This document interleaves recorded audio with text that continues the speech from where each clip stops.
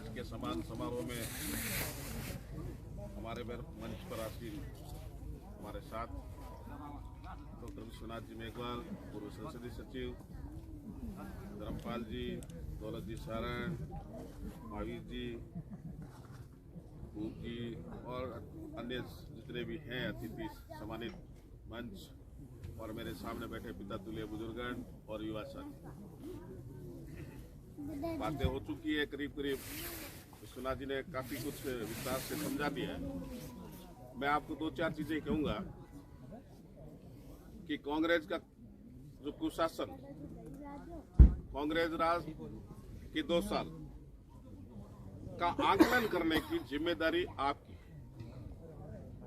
कि जिस सरकार को चुनने, चाहे किसी प्रलोभन में आपने चुन लिया हो, किसी झांसे में आके चुन लिया हो, कई बार ऐसी गलती हो जाती है।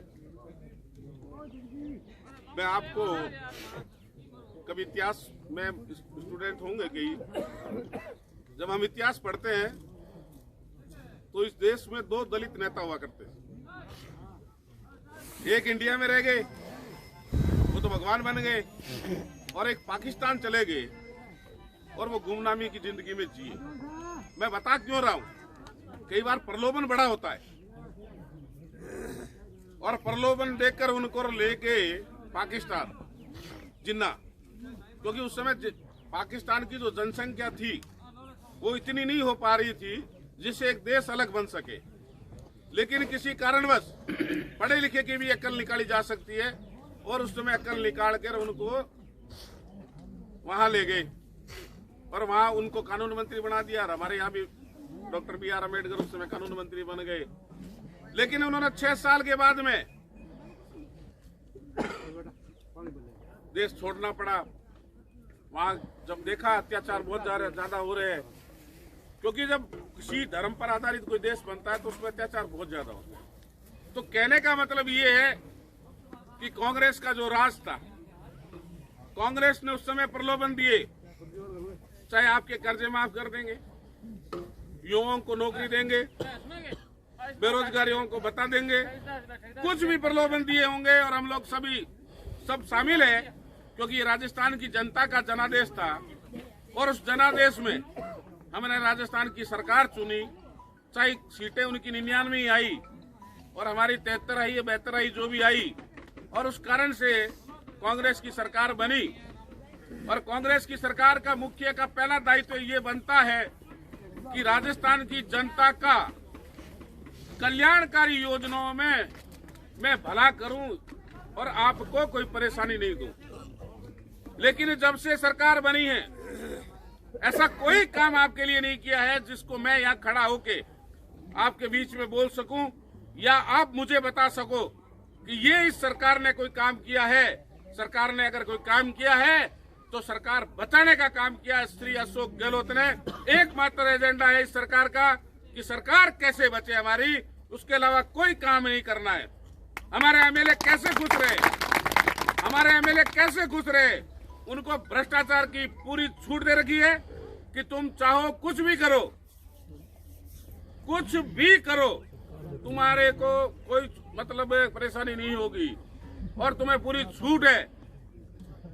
आपको शायद जानकारी नहीं है, आपके यहाँ के विधायक पटवारी से ग्राम सेवक से लेकर पटवारी, थानेदार, तहसीलदार और जितने अधिकारी हैं सबसे भ्रष्टतम सीमा तक उनको पहुंचा दिया है। और आज की स्थिति ये हो गई है कि कोई भी कर्मचारी खाजूवाड़ा और पुगल में नौकरी नहीं करना चाहता। ग्राम सेवक को कहते हैं 10,000 रुपये महीना लो, पटवारी को कहते हैं 10,000 रुपये महीना लो, तहसीलदार की अलग बंदी, थानेदार से अलग बंदी, कहाँ से लाएंगे वो? आपसे तो लेंगे, थोड़ा भी तो इसीलिए मेरा कहने का मतलब है कि इस तरह का विधायक, क्योंकि वो आपके सामने विधायक जी आपके सामने खूब रहे, उस समय खूब गिड़गिड़ाए। मैं 2 चुनाव हार चुका हूँ, अब मुझे तीसरी बार मौका दो, मैं आपके लिए ये करूंगा, आपके लिए वो करूंगा, और आपके लिए ये रोड बना दूंगा, ये नाले बनवा दूंगा, सड़कें बना दूंगा, अस्पताल बना दूंगा। और क्या बनाया उन्होंने? बेटे को प्रधान, बेटी को प्रमुख। लेकिन वो बेटी पहले बन चुकी, लेकिन बेटा जो प्रधान बना और बेटी को प्रमुख बनाना चाहते थे, खुद एमएलए बन रहे हैं, तो क्या सारी सरकार की जिम्मेदारी खुद की है? नहीं, सारी सरकार उनकी है। देखो मैं आज आपको चेतावनी देने आया हूँ, एक आप सुन लेना कान खोल के। इतना कुछ करने के बावजूद भी आप लोग उनको बार बार जिता रहे हो, इसका मतलब कहीं न कहीं हमारे में कमी है। बिल्कुल हमारे में कमी है, और हम हंस के टाल देते हैं और उनको मौका देते हैं बार बार। उन्होंने 6 कैंडिडेट खड़े किए और चैलेंज करके खड़े किए, और अगर कहा, मेरे पास ऑडियो है वो, कि उसने कहा कि हम तो चाहे 2 जीते, चाहे 3 जीते, चाहे 4 जीते, प्रधान मैं अपना बनाऊंगा, और नहीं तो मैं पुलिस में अंदर डाल के डंडे पिटवा दूंगा।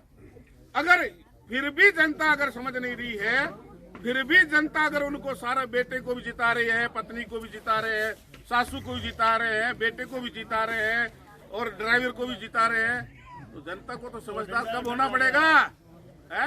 नहीं तो डंडा फिर खाना सीख लो, है? नहीं, आपको जागरूक लोकतंत्र में अधिकार मिला है वोट देने का, और वोट से बड़ी चोट कोई नहीं होती है।